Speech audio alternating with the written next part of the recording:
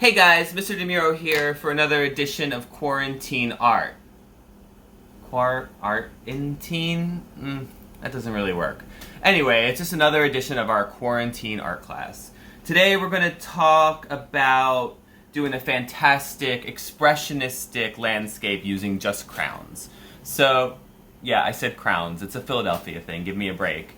We're going to be doing an expressionistic landscape using crayons. I got just a 24 pack. It doesn't even have my favorite colors like seafoam green. It's just got 24 colors. Most of them are pretty dark, but I'm going to teach you how to work with that. And I also want to talk about something that we probably talked about before, which is one-point perspective. We're just going to do a really basic version of one-point perspective, and then we're going to color on top of our one-point perspective drawing. So what you'll need is some crayons, a nice sharp pencil, and you'll also need an eraser. So I made this landscape, this one-point perspective landscape, based on what I've seen from an art movement known as Fauvism. And that's an art movement that started around 1900, so almost 120 years ago. And the principal artists that you should know who are associated with Fauvism are Henri Matisse and Andre Derain. Now, Fauvism is a word that means the wild beasts. And in this time, in the 1900s, early 1900s, not many artists used really wild and bright colors to make their artworks. So a critic who was someone who would look at the paintings and write little essays about paintings, called this art movement that Henri Matisse and Andre Derain were part of Fauvism. He called them wild beasts because they were so brave and so experimental to use these bright, saturated, unnatural colors for their landscapes. I'm gonna do a Fauvist landscape quickly, and I want you to see if you can follow along with it as best as you can. At some points we'll speed up, so that means you may have to pause the video, but you're also part of the spirit of Fauvism as being very free, so you can just follow this tutorial as a loose guideline, but you can do what you want. So let's go back to one-point perspective, because we've learned that before. Things you want to know are vanishing point and horizon line. A horizon line is a horizontal line, and in space it represents where the land meets the sky. So the land doesn't really meet the sky, but I always use the example of being out on the ocean. If you look out, it looks like the earth ends and there's a flat line where the ocean is ending, but it happens everywhere. So the first thing you want to do is draw your horizon line, and then on your horizon line somewhere you want to put a vanishing point. And if you're standing in the middle of a street and you're looking straight down the street, it'll appear that the street eventually disappears because things get smaller as you go away.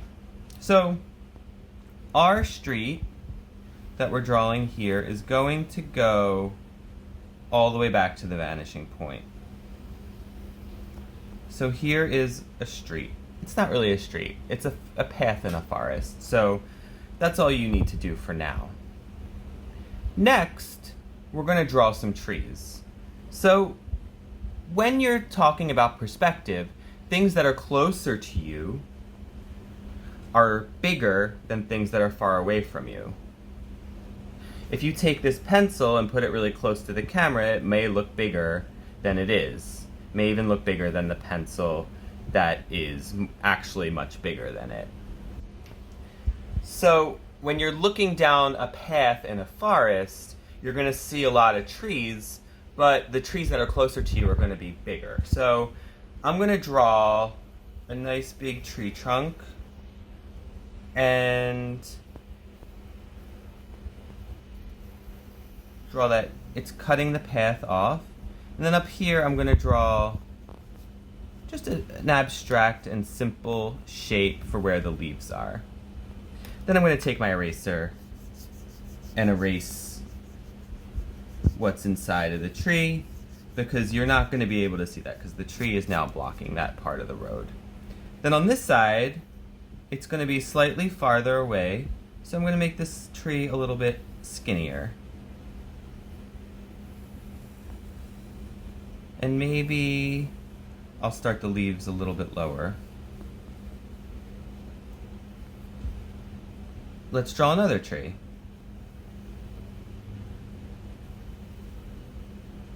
It's further back, so it's smaller.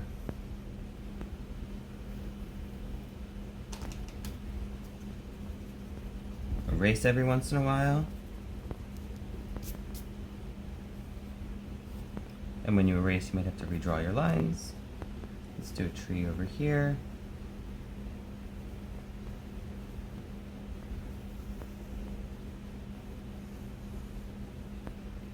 Okay.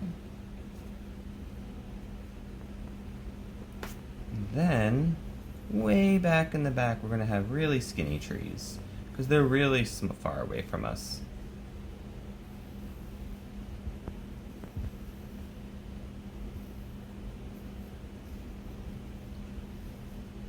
Notice I'm not erasing too much. If I make a mistake, I can just erase it later.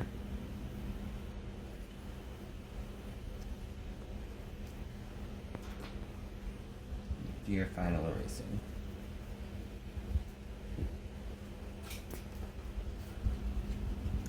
Okay, so now I have my sketch. My drawing is all planned out, and the next step I'm going to do is start using my crayons to color it in. So what I'm going to do is take my crayons out of the box as gently as possible. Oop. Probably not the best idea to put them right on your drawing, but that's what I just did. Whoops. Alright, so you take your crayons out and you spread them out so you can see them.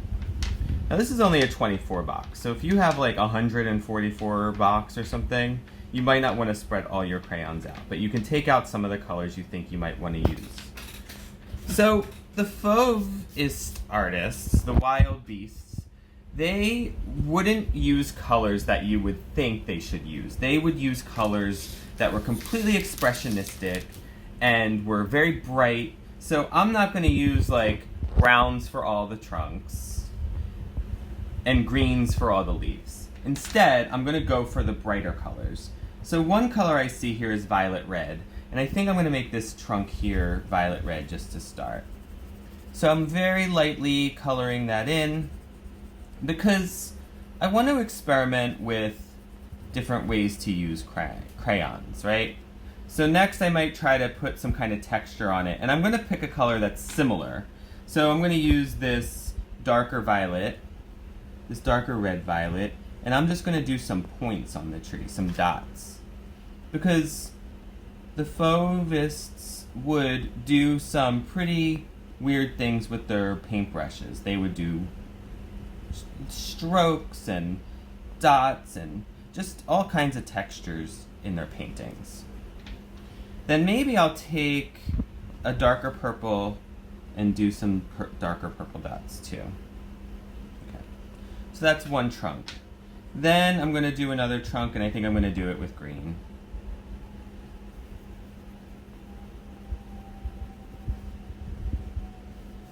Notice I'm using the side of the crayon because that helps me go a little bit faster, but it also creates a different kind of mark. And then maybe I'll get some dark green, and I'm going to put some dots on the tree for the texture of that branch.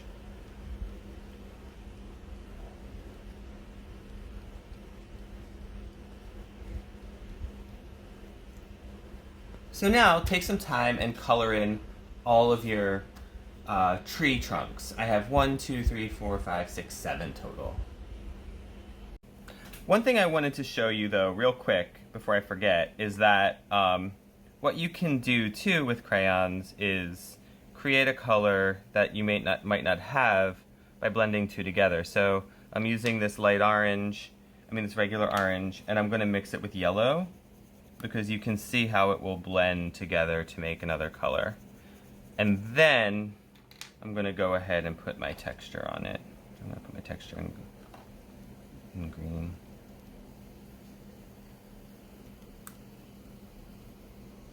So there's also like different types of lines you can do. So I can do straight lines over here, or straight slanted lines, and then just a little curve. Not like a swirly, swirly, swirly, but just a little curve. And that creates some texture. And then I like to just add a little line or shadow somewhere, some parts of the trees. Next, once you have all your trees colored, we're going to do the leaves. And each set of leaves I'm going to make a different color too. And one trick that I like to do with the leaves, since light is hitting the top of the trees, I like to put the darker colors towards the bottom. So if I'm going to make these leaves purple, I might choose a darker purple for the bottom, and then this red-violet just for the top, because it's slightly lighter.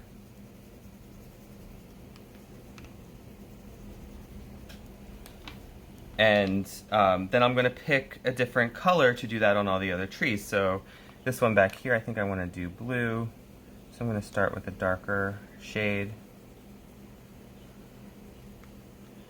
And then I will go in with a somewhat lighter shade. And I go right over and cross over the darker shade too to really fill it in. Okay, so now you're going to fill in all the rest. 1, 2, 3, 4, 5. I have 5 left.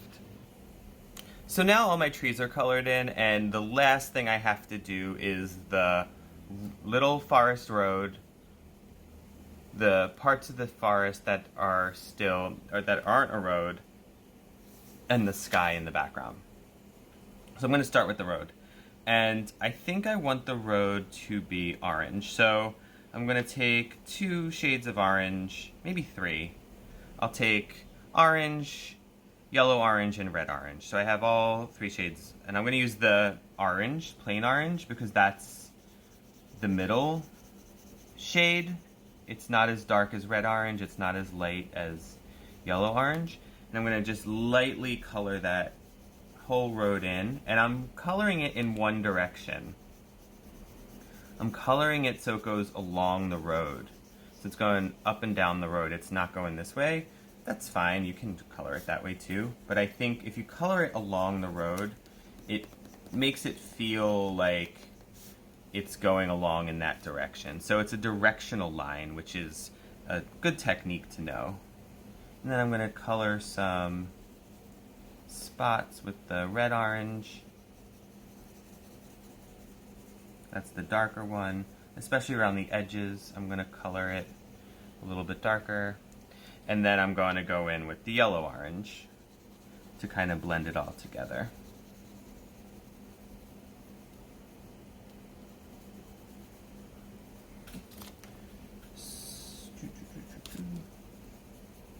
Okay, so next I got to do the ground. And I think I'm going to choose blue for the ground. So there's 2 colors I really like in my set, which is blue-green and cerulean.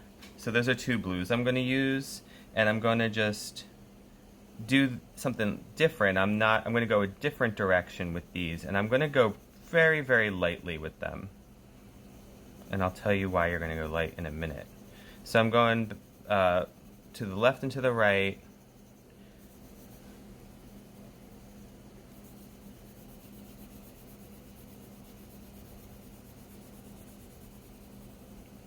But I'm trying to make sure I cover everything. I don't want to... I have some magazines underneath here that I don't care about. So I don't mind going over. It's not going to get on the table.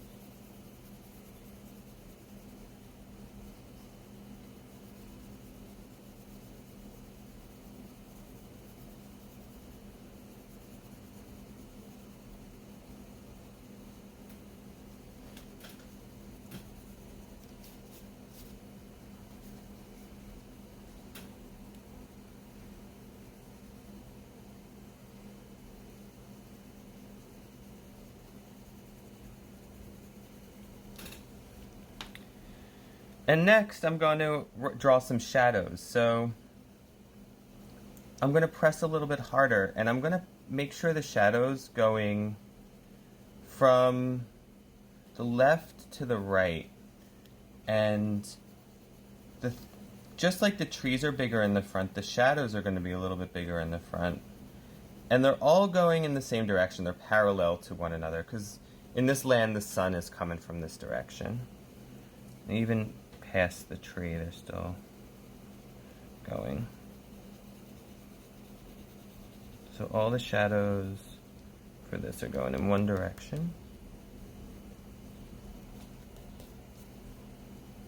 And then maybe some of the leaves are, if you're like in a forest, there's some random shadows because the trees have leaves on them, so there's not just the shadows of the trunks, but it's also the shadows of the leaves.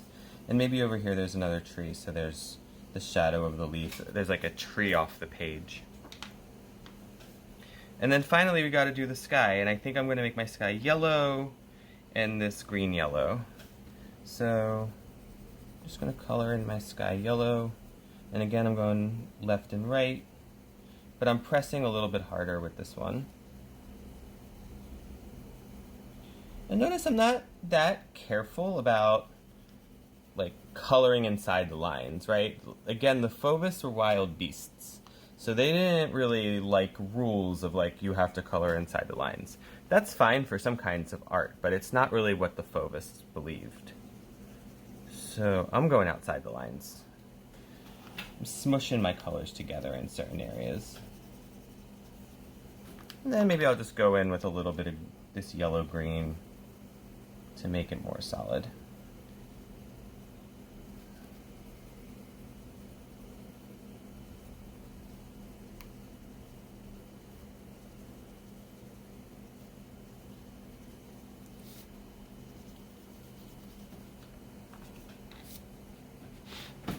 So here's the drawing I just did, and here's the drawing I did a little bit earlier, and there's differences between the two, and that's fine. The first one I did earlier to practice, I did a little bit more texture in some of the trees, I did a little bit of variation in some of the trees, and the shadows are going a different direction. They're going more diagonal, and there's more leaves at the top. In this one, there's less leaves and the shadows are more flat, and there's less texture in the ground. So you can play with that. You make the drawing unique to yourself.